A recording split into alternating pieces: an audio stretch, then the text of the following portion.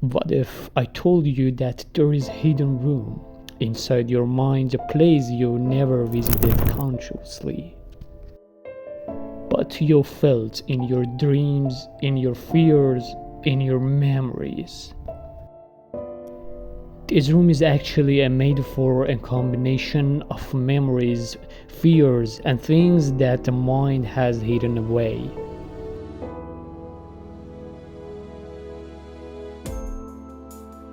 Psychologists and great important individuals have often talked about mental rooms and memory places throughout their life.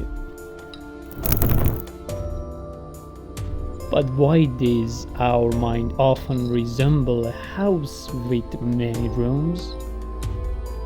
I believe that each room in our mind represents a part of our being: fear, love, memory, dreams. However, there is a dark room here among all the others, a place where we have hidden things away. For instance, have you ever noticed that you forget something, whether intentionally or unintentionally? But after a while, an image of that thing suddenly appears in your mind? I know it might seem like a strange scenario at first, or maybe not. If you watched the first video on the channel, which I highly recommend, you'll remember that we discussed Carl Jung views on persona and heading out the personality and potential from people and the world. This was an incredibly fascinating and important topic. But here, again, Carl Jung talks about that dark part of the mind, which is referred to as the shadow self or embracing the shadow. I want you to remember this very profound and seemingly strange statement. Friends, one does not reach the light by imagining luminous shapes. Rather, one becomes aware of the darkness to reach the light. I know it is truly a deep and interesting statement, and if we look at it closely, we realize that it is many goes for beyond what it seems. You know, I believe that within each of us, there are two parts of an important whole: the person we want to be and that part of us that is in contrast with our ideal version, which we can refer to as the shadow. This shadow is a part of our unconscious personality that is not aligned with our other version, or, in other words, our ideal self. The conflict between our ideal self and the shadow is what drives us to decide whether to confront that shadow or. The ego is something we hear a lot about. It has been with us since the moment we are born. And as we grow older, we usually develop it further. But you know what? The older we get, the more we realize that not all motivations are constructive, and we cannot avoid all pains. The more we experience and learn, the better we can understand the difference between these things. Now, regarding that shadow I mentioned, it carries a profound meaning that truly astounds you when you comprehend it. In fact, friends, the shadow is a cognitive blurred spot in our psyche, a hidden stream of who we really are that we are unaware of. If I want to elaborate further, it is about who we could potentially become which we seem to be oblivious to. This shadow in our minds is essentially an element of our nature, constructed in our unconscious from various ideas, instincts, and suppressed weaknesses and shortcomings. Have you ever heard about archetypal symbols? Let me give you some really interesting and captivating examples. Anima, the symbol of an ideal woman. Animus, the source of meaning and power for women, often recognized through hostility towards men.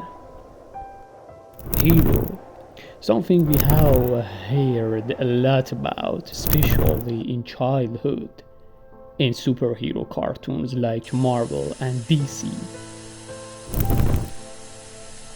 It represents a humble individual who stands against evil and the death of people. Persona. I mentioned this in the first video of our channel and discussed it.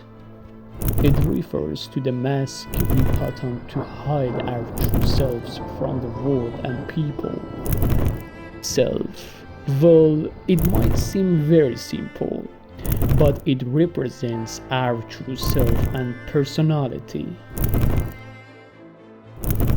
Shadow, the concept we often hear about in this video, referring to the immoral and dark aspects of our psyche.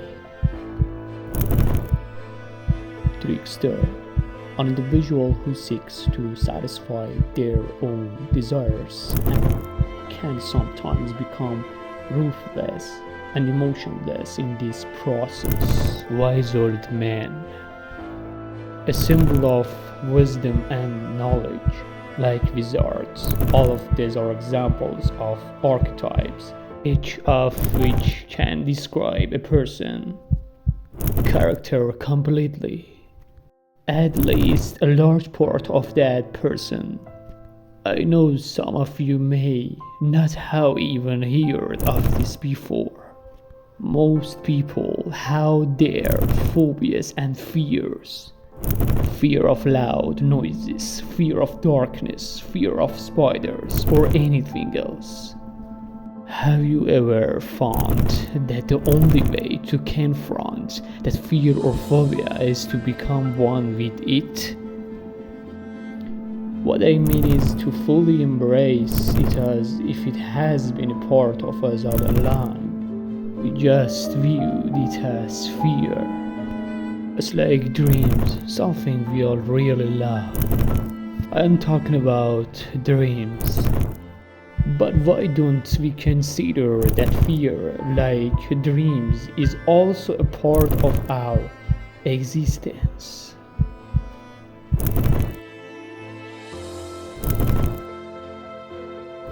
We cannot have one without the other.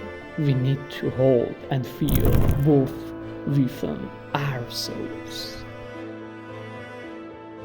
Ultimately, that room that exists in all of our minds, which we can refer to as the shadow, is the hidden or repressed personality that many view as base and sinful, and this realm may even trace back to our ancestors. At first glance, many see this shadow part of us as a source of evil. But when we examine it more closely, it becomes clear that this shadow in our unconscious is filled not only with various moral desires but also with numerous positive traits such as normal instincts, appropriate reactions, realistic insights, and creative motivations. Although, my friends, that shadow within us, meaning that room in all of our minds, may be relatively dark, formless, underdeveloped, and also unwanted and rejected. It can also be a treasure case, in my opinion. It encourages us to spend more time alone with ourselves from time to time to better understand our dark sides and to utilize every piece of our being to find ourselves in the real world, in relationships, and in everything else. However, the most important and first step to make the best use of our shadow and to use it in a direction this shadow, we need to face our realities, just like when we see something in another person that we don't want to see. Nevertheless, we will see it, and there is nothing we can do about it. I know that most of us are grappling with many things within ourselves. Things we probably don't talk about with anyone, and in fact cannot talk about: fear, sorry, guilt, compassion, sorrow, humility. These are all part of the power of this shadow and its ability to overwhelm us with the statement that he is not himself today, meaning all those things that make us think we are not our true selves. But despite all these feelings and obstacles, the only one who can turn the meaningless into meaningfulness and who is always moving forward despite all these troubling and shameful feelings is ourselves. But always remember that you have the choice of what to do with this shadow in this room, how to use it. It can be good or it can be evil, and it is up to us to decide which part we feed more so that it grows larger and larger until ultimately. But what do you think? What could be the deepest part of a room in our mind or the shadow? Our fears, hatred, shames, or... Please share your thoughts on this topic in the comments. If you liked this video, be sure to give it a thumbs up and share it with your friends. And to make sure you don't miss out on our very diverse videos and become part of our family, please subscribe. Thank you very much for watching until the end of the video, until the next video. See you.